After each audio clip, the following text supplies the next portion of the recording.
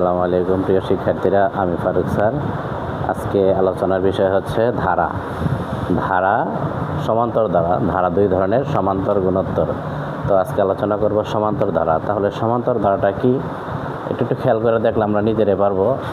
8 পর প্লাস দিয়ে কি লিখছি আমি 11, 11 পর 14, 14 পর 17। প্রতিবার কিন্তু 3 টাকা করে বৃদ্ধি পাচ্ছে। এরকম প্রতিবার যদি একই সংখ্যা বৃদ্ধি পায় তাহলে সমান্তর ধারা। একই সংখ্যা মাইনাস করলে, যেমন 17 থেকে যদি আমি 14 মাইনাস করি 3, 14 থেকে 11 মাইনাস করলে 3, 11 থেকে 8 মাইনাস করলে 3। প্রতিপদের পার্থক্য মানে বিয়োগফল যদি একই সংখ্যা হয় তাহলে সমান্তর ধারা।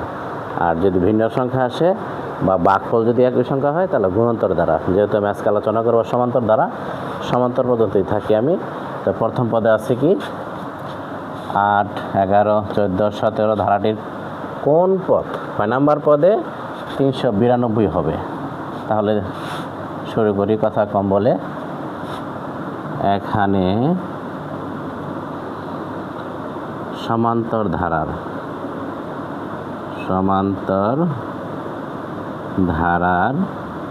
প্রথম পদ, আমরা জানি সমান্তর ধারা প্রথম পদের এ ধরি, প্রথম পদ হচ্ছে 8, আর বিয়োগফল বা সাধারণ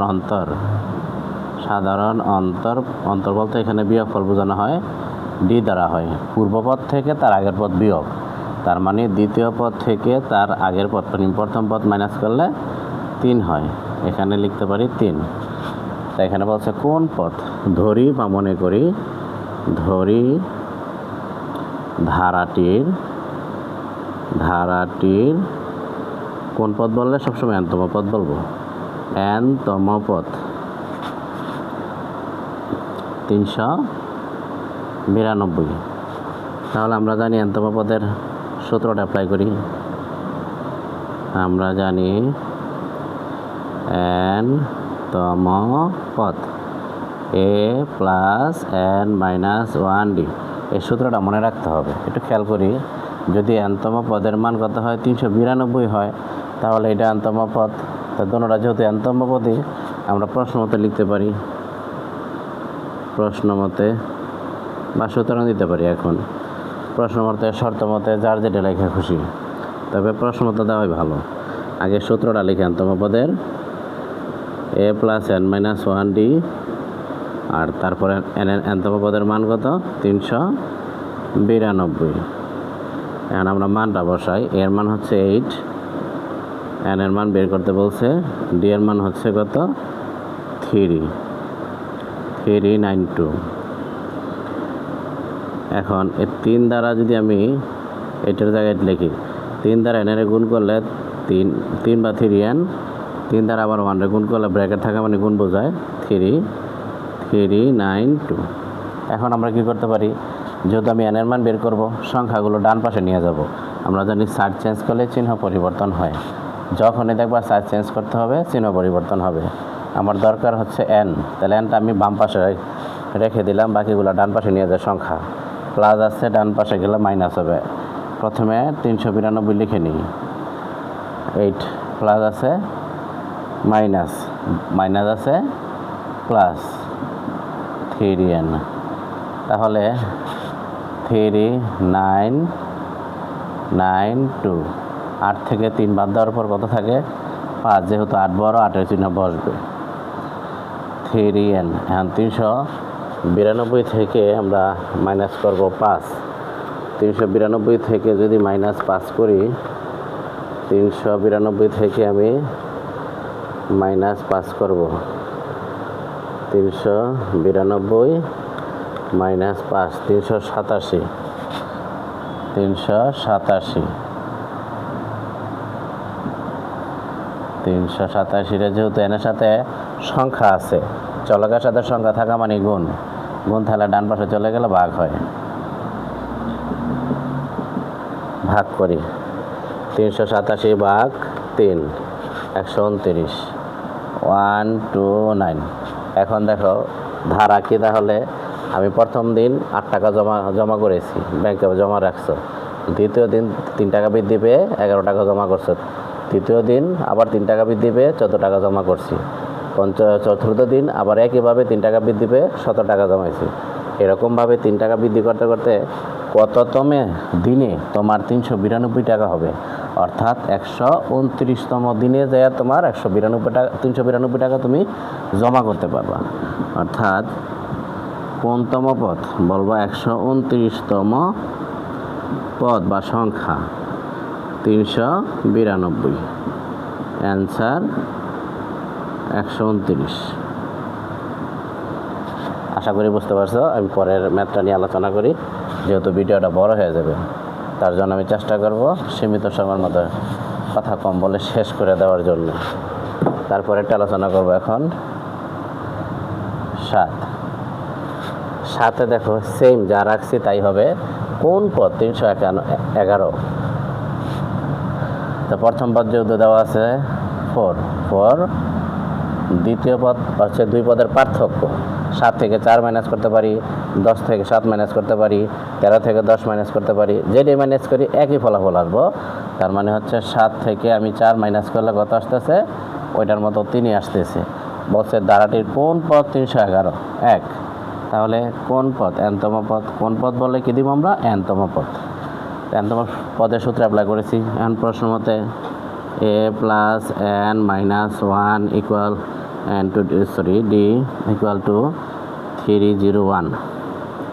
এর মান হচ্ছে 4, n এর মান বের করব, d এর মান হচ্ছে 301। 3 দিয়ে 1 রে গুণ করলে কি দাঁড়াইতেছে? 3 দিয়ে 1 রে গুণ করলে 3n, 3 দ্বারা 1 রে গুণ করলে 301। আমরা জানি সংখ্যাগুলো সব ডানে নিয়ে যাবো, যেহেতু n এর মান বের করব, বাকি সংখ্যাগুলো ডানে নিয়ে যাই। প্লাস আছে ডান পাশে গেলে মাইনাস, আছে ডানে গেলে প্লাস, ডান পাশে চলে যাই।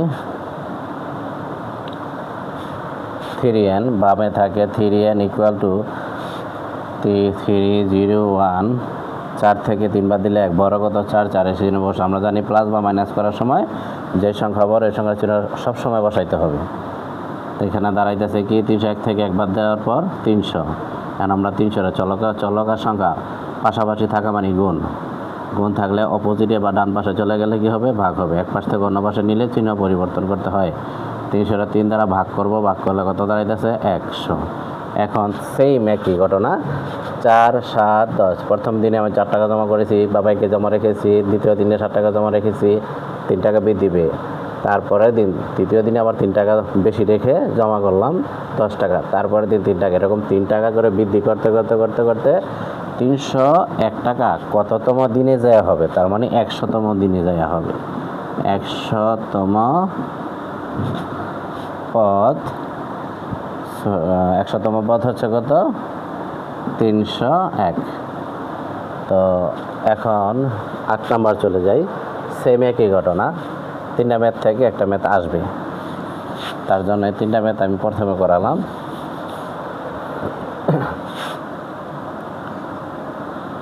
8। তো প্রথম পদ এখানে দাঁড়াইতেছে কত?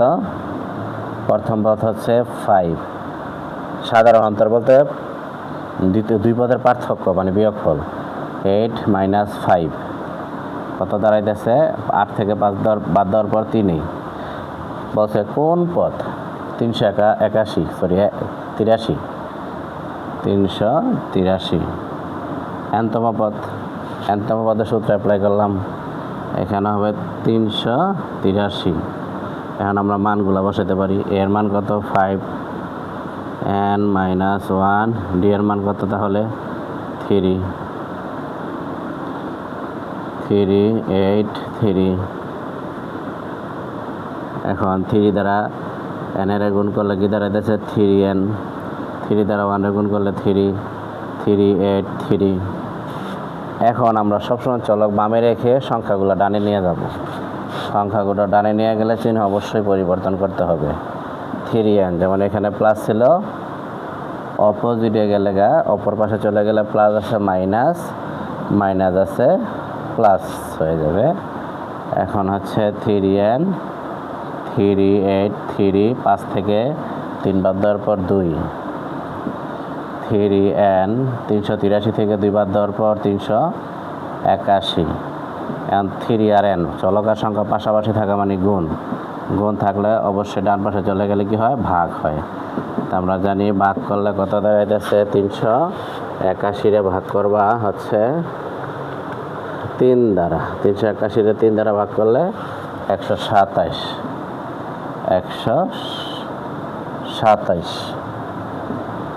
383 ভাগ 3, 127।